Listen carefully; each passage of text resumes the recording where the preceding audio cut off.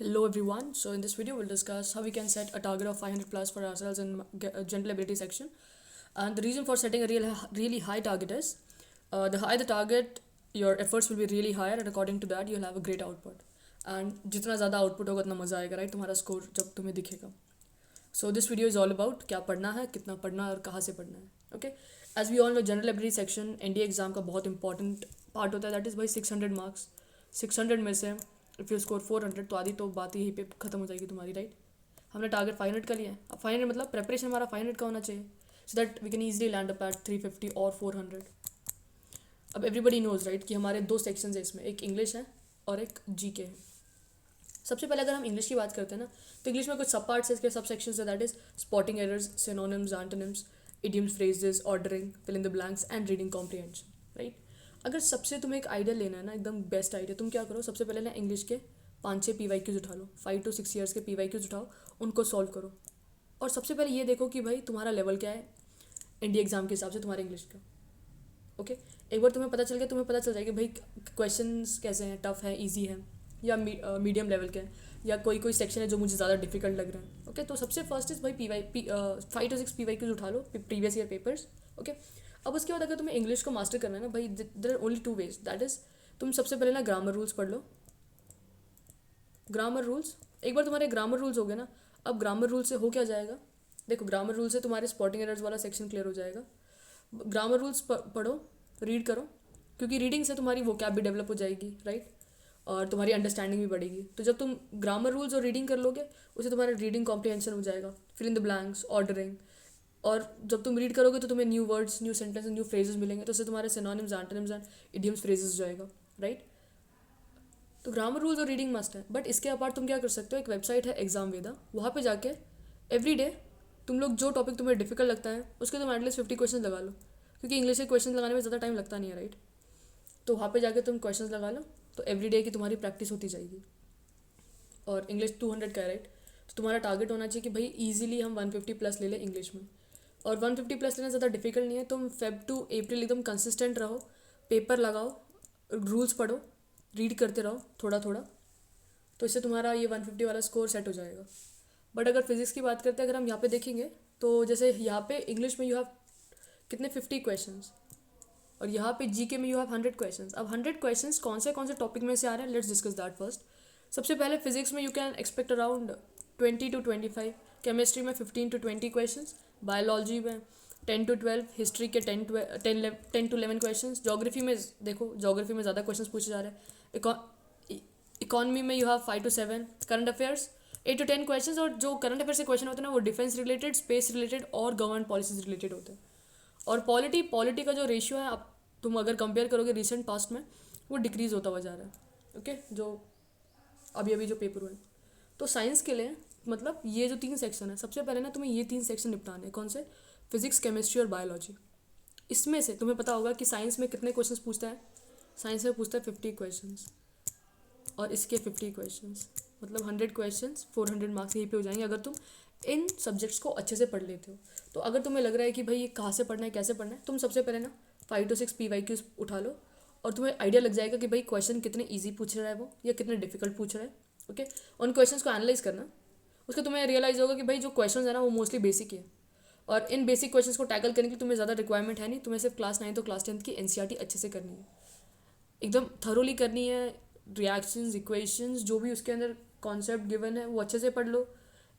Physics के लिए okay, सारे न्यूमेरिकल्स देख लो तुम लोग एक बार, SI यूनिट्स ये सब पढ़ लो. तो यहाँ से तुम्हारा साइंस वाला पार्ट हो जाएगा. तो साइंस के लिए ना सिर्फ क्लास 9 तो क्लास 10 की NCERT एकदम अच्छे से करना है, और उसको रिवाइज करते रहना है. अब देखो, तुम्हें अगर पढ़ना है ना, प्रायोरिटी सेट करना है ना, तो सबसे पहले वो चीज़ पढ़ो जिसका प्रायोरिटी हाई है, या जिसमें से ज़्यादा क्वेश्चन पूछ रहे हैं वेटेज के अकॉर्डिंग. उसके बाद अगर हम जोग्राफी देखेंगे, भाई जोग्राफी के जो नंबर ऑफ क्वेश्चन है ना, वो इंक्रीज होते हुए जा रहे हैं, राइट? तो second part what you can do is you can study geography. अब जोग्राफी के you have 3 sections, right? Physical, Indian and world geography. तो सारी चीज़ें इंपॉर्टेंट है क्या? कुछ टॉपिक्स है बहुत ज़्यादा इंपॉर्टेंट है, और उसमें से हर बार पूछता है वो. फॉर एग्जाम्पल स्ट्रक्चर की बात करेंगे, जैसे फिजिकल जोग्राफी में तुम्हें स्ट्रक्चर ऑफ अर्थ, मतलब लेयर्स ऑफ अर्थ और रॉक्स के बारे में पढ़ना है. ओके, उसके बाद यू हैव क्लाइमेटोलॉजी, जिसमें तुम्हें atmospheric layers, jet streams, clouds के बारे में पढ़ लेना है. ओशनोग्राफी में करंट्स, टाइड्स, साइक्लॉन्स, ये टॉपिक्स हैं. वॉल्केनोज. अर्थक्वेक्स, ये कुछ ऐसे टॉपिक है ना वो हमेशा हमेशा उसमें से क्वेश्चन पूछ ही रहा है, तो ये टॉपिक्स को तुम स्किप मत मारो ओके। तो ये फिजिकल जोग्राफी कुछ इंपॉर्टेंट टॉपिक्स है। उसके बाद इंडियन जोग्राफी में तुम्हें रिवर्स, इंडिया की रेंजेस आनी चाहिए अच्छे से, वाइल्ड लाइफ का कौन सी कहाँ है, वेजिटेशन ओके, और मिनरल डिपॉजिट्स पढ़ लेना। अब वर्ल्ड जोग्राफी की बात करेंगे तो माउंटेन्स, लेक्स, डेजर्ट्स, रिवर और ग्रासलैंड्स पढ़ लेना ओके। और एक कोपेनहेगन क्लासिफिकेशन भी होता है क्लाइमेट का, वो भी पढ़ लेना, क्योंकि उसमें से क्वेश्चन पूछ रहे हैं बहुत, कभी कभी CDS में NDA में पूछ लेते हैं। अब जोग्राफी के बाद जो नेक्स्ट इंपॉर्टेंट टॉपिक है ना दैट इज हिस्ट्री। अगर हिस्ट्री की बात करेंगे तो medieval you can completely skip, क्योंकि बहुत वास्ट है वो, और तुम्हारे शायद भेजे में तो घुसे भी ना, क्योंकि रिवीजन के लिए भी तो टाइम चाहिए ना तुम्हें। तो हिस्ट्री के लिए you can go for ancient and modern okay. And then you have economics. तो अब सबसे पहली बात है, अगर तुम साइंस बैकग्राउंड से तो डोंट स्टडी इकोनॉमिक्स, क्योंकि तुम्हारा टाइम वेस्ट होगा, तुम्हें बेसिक्स डेवलप करने पड़ेंगे राइट। उसके बाद पॉलिटी की बात करेंगे तो पॉलिटी में कुछ इंपॉर्टेंट सेक्शन जो तुम्हें पढ़ने चाहिए, दैट इज़ फंडामेंटल राइट्स, उसके सारे रिलेटेड आर्टिकल्स पता होने चाहिए।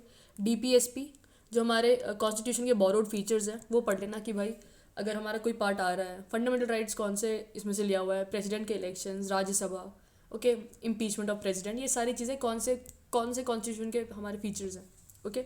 इलेक्शन कमीशन पढ़ लेना। एंड देन यू हैव पंचायती राज पढ़ लेना, कौन से आर्टिकल्स के थ्रू आया है, 73 अमेंडमेंट, 72nd अमेंडमेंट ओके। ये कुछ बेसिक चीज़ें जो तुम्हें पढ़नी चाहिए। पॉलिटी में और यूनियन पढ़ लेना सारा, दैट इज़ अगर यहाँ पे बात करोगे तो प्रेसिडेंट। अब प्रेसिडेंट से रिलेटेड हर एक चीज़ आनी चाहिए तुम्हें, प्रेसिडेंट का सिलेक्शन कैसे हो रहा है, उसके क्वालिफिकेशंस क्या है राइट, उसके पास कौन सी पावर्स हैं ओके, कौन से आर्टिकल के अंदर वो पावर्स उसकी है ओके। फिर प्राइम मिनिस्टर भी सारे पढ़ लेना, council of ministers, Rajya Sabha, Lok Sabha, election criterias क्या है, मतलब अगर किसी को इलेक्ट होना है राज्यसभा या लोकसभा में ओके। अटॉर्नी जनरल पढ़ना, कॉम्प्ट्रोलर एंड ऑडिटर जनरल पढ़ लेना ओके। इनके रिलेटेड आर्टिकल्स पढ़ लेना अच्छे से, क्योंकि क्वेश्चन वो फेंकता है। ये कुछ important topics that you must study. अगर हम बात करेंगे और current affairs right, current affairs अगर तुम अभी पढ़ रहे हो तो यूट्यूब चैनल फॉलो कर लो कोई भी एक, और रिवाइज करते रहना। फॉर एग्जांपल अगर तुम एक 2 घंटे की वीडियो देख रहे हो, फ़ायदा होगा नहीं जब तक तुम उसका रिवीजन नहीं करोगे ओके, वरना फिर वो कंप्लीट वेस्ट हो जाएगा। रिवीजन इज मस्ट भाई, रिवीजन तो तुम चाहे पॉलिटी उठा लो, यू पिक ज्योग्राफी या history, revision is must. Revision नहीं करोगे तो तुम्हारा स्कोर बनेगा ही नहीं। अगर हम बात करेंगे कि भाई प्लान कैसे करें, सबसे पहले जो फेब वाला मंथ है ना उसमें तुम साइंस पढ़ लो। इंग्लिश इज समथिंग जो तुम्हें हर महीने में पढ़ना है, हर महीने में रिवाइज करना है, हर महीने में PYQs लगाना है, हर महीने में उसके एक्स्ट्रा क्वेश्चन सॉल्व करना है ओके। तो साइंस, इंग्लिश, उसके साथ तुम क्या करो, PYQs लगाओ, और एटलीस्ट ट्राई करो तुम फुल लेंथ 3 मार्क्स दे दो ओके। उसके बाद अगर हम मार्च की बात करेंगे तो मार्च में you can complete geography and history. Geography अगर तुम 15 डेज एकदम शिद्दत से करोगे तो हो जाएगा वो कंप्लीट। हिस्ट्री में तुम्हारे ऊपर है तुम्हें कैसे जाना है। अगर तुम्हें डिफिकल्ट लग रहा है तो what you can do is तुम साइंस और इंग्लिश का एकदम अच्छा स्कोर बना लो और ज्योग्राफी पढ़ लेना।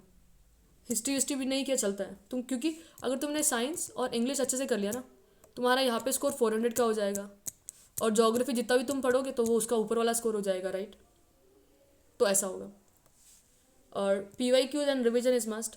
अप्रैल वाले मंथ में तो फुल लेंथ मॉक्स लगाते चलना, जो 13 डेज होंगे ना तुम्हारे, 10 डेज तो सिर्फ मॉक्स लगाना और देखना तुम्हारा स्कोर क्या बन रहा है, कहाँ पे मिस्टेक्स हो रही है, कहाँ पे गलतियाँ हो रही है ओके। उसके according you can easily have a score of 400 और 350+। तो तुम आराम से चले जाओगे अगर तुम ये ट्रेंड फॉलो करते हो, पैटर्न फॉलो करते हो।